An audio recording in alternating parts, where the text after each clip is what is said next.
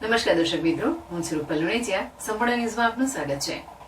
વડગામ તાલુકાના મહેમદપુર ગામમાં એક ખેડૂતના ખેતરમાં બાંધેલા પશુઓમાંથી 3 પશુઓના મોતને લઈ પશુપાલકોમાં શંકા કુશંકાઓ થતા વડગામ પોલીસ મથકે ફરિયાદ નોંધવામાં આવી છે. પોલીસે 3 પશુઓના પીએમ કરાવી આગળની વધુ તપાસ વડગામ પીએસઆઈ એનવી રેવર દ્વારા કરાઈ રહી છે. વડગામ પોલીસ સૂત્રો પાસેથી જાણવા મળતી માહિતી મુજબ મહેમદપુરમાં રહેતા નથુભાઈ ચેલાભાઈ ભટ્ટોના ખેતરમાં 12 જેટલા પશુઓ બાંધેલા હતા, જે ગત રાત્રિના સમયે ખેતરમાંથી ઘરે ગયા બાદ સવારના ખેતરમાં આવતા 2 ભેંસો અને 1 ગાયનું મોત થયેલું જોવા મળતા ખેડૂત પરિવાર ઉપર આપ તૂટી પડ્યું હતું અને 3 પશુઓના મોતથી પશુપાલક પરિવાર હિપતાઈ ગયો હતો.